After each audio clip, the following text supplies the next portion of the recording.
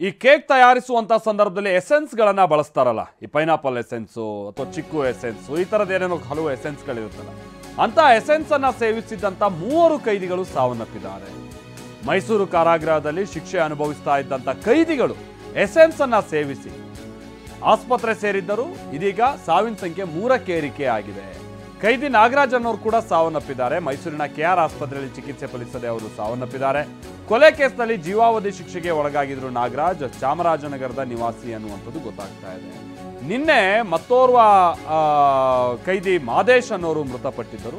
ಸಾತಗಳ್ಳಿಯ ಮಾದೇಶ್ ಕೂಡ ಜೀವಾವಧಿ ಶಿಕ್ಷೆಗೆ ಒಳಗಾಗಿದ್ರು. ಇವತ್ತು ಕೈದಿ ರಮೇಶ್ ಅನ್ನೋರು ಚಿಕಿತ್ಸೆ ಫಲಿಸದೆ ಸಾವನ್ನಪ್ಪಿದ್ದಾರೆ. ಅಲ್ಲಿಗೆ ರಮೇಶ್, ನಾಗರಾಜ್, ಮಾದೇಶ್ ಮೃತಪಟ್ಟಂತ ಕೈದಿಗಳಾಗಿದ್ದಾರೆ.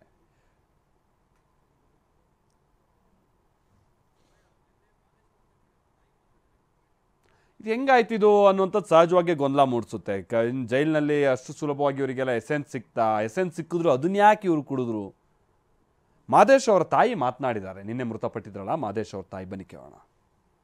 ತಿರ್ಗಾ ನಾವು ಮನೆಗೆ ಹೋಗಿದ್ ಬರೋ ಗಂಟನೆ ಸತ್ತೋಗೋನ್ಬಿಟ್ಟು ಫೋನ್ ಮಾಡಿದ್ರು. ಆಗ ಇನ್ನೊಬ್ಬ ತಮ್ಮ ಇದ್ನ ಅವ್ನು ಸ್ವಲ್ಪ ಪೆದ್ದ ಕುಡ್ಕಂಗೇನು ಗೊತ್ತಾಗಲ್ಲ.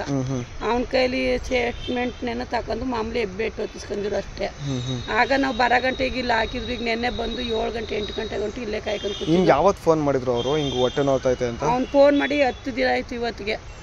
ಹೋದ್ ಬುಧವಾರ ಫೋನ್ ಮಾಡಿ. ಮುಂಚೆ ಏನಾರ ಕಿಡ್ನಿ ಪ್ರಾಬ್ಲಮ್ ಏನು ಇಲ್ಲ, ಅವನು ತುಂಬಾ ಚೆನ್ನಾಗಿದ್ನ. ಒಂದಿನ ಏನು ಹುಷಾರಿಲ್ಲ ಅಂತಾನೆ ಮನ್ಗಿಲ್ಲ ಅವನು.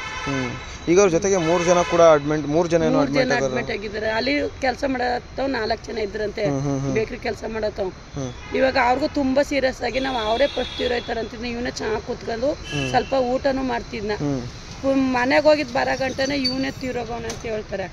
ಇನ್ನಿಬ್ರು ತುಂಬಾ ಸೀರಿಯಸ್ ಆಗಿದೆ. ಅವರು ಆಗಲ್ಲ, ಈಗ್ಲೂ ನಾಳೆನ ಅಲ್ಲೇ ಮನ್ಗಿದ್ದಾರೆ. ಏನ್ ಅನ್ಸುತ್ತೆ ನೋಡಿದಾಗ? ಏನಂತ ನಮ್ಗೆ ಗೊತ್ತಿಲ್ಲ, ಏನಾಗಿದೆ ಅಂತ ನಮ್ಗೆ ಗೊತ್ತಿಲ್ಲ. ಈಗ ರಿಪೋರ್ಟ್ ಬರ್ಬೇಕು ಅವ್ರು ಹೇಳಿ. ಪೊಲೀಸರು ಏನಂತಿದ್ದಾರೆ? ಅವರು ಅದೇ ಇವರು ಕಿಡ್ನಿ ಹೋಗಿತ್ತು, ಚೆನ್ನಾಗೇ ಇದ್ರು, ಒಳಗಡೆ ಕಿಡ್ನಿ ಪ್ರಾಬ್ಲಮ್ ಅಂದ್ಬಿಟ್ಟು ನಾವು ಕರ್ಕೊಂಡ್ಬಂದು ಸೇರಿಸ್ತೀವಿ. ನಾವು ರಿಪೋರ್ಟ್ ಬರಲಿ ಹೇಳ್ತೀವಿ ಅಂತಾರೆ. ಇನ್ನೊಬ್ರು ಮೃತಪಟ್ಟಿದಾರಲ್ಲ ನಾಗರಾಜ್ ಅಂತ ಹೇಳಿ, ಅವರ ಸಹೋದರ ಕೂಡ ಮಾತನಾಡಿದ್ದಾರೆ. ಬನ್ನಿ ಕೇಳೋಣ. ಅದೇ ಬೇಕ್ರಿಲಿ ಕೆಲಸ ಮಾಡ್ತಿರೋದ್ರಿಂದ ಒಂದು 4 ದಿನ ಹಿಂದೆ, ಅಂದರೆ ನಮಗೆ ಡಿಸೆಂಬರ್ 25ಕ್ಕೆ ಇವರು ಅಡ್ಮಿಟ್ ಮಾಡಿದಾರಂತೆ ಸರ್. ಡಿಸೆಂಬರ್ 25ಕ್ಕೆ ಅಡ್ಮಿಟ್ ಮಾಡಿದಾರಂತೆ. ಅದರಿಂದ ಹಿಂದೆ ಒಂದು 4 ದಿನಕ್ಕೆ ತಗೊಂಡಿರೋದಂತೆ. ಇವರು ಏನು ಬೇಕ್ರಿಲಿ ಏನು ಕೆಲಸ ಮಾಡ್ತಿದ್ದಾರೆ, ಅವ್ರು ಏನು ಕುಡ್ದಿದ್ದಾರೆ ಅಂತ ನಮ್ಗೆ ಗೊತ್ತಿಲ್ಲ.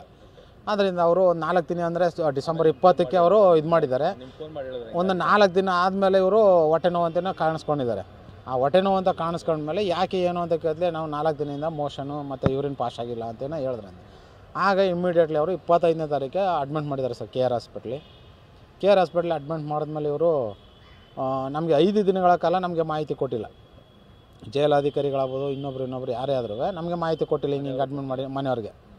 ಆಗ ಲಾಸ್ಟಲ್ಲಿ ಜನವರಿ 1 ಇವ್ರಿಗೆ ನಮ್ಮ ಅಣ್ಣನ ಮಗನಾದಂಥ ಮಲ್ಲು ಅವ್ರಿಗೆ ಮಾಹಿತಿ ಕೊಟ್ಟಿದ್ದಾರೆ.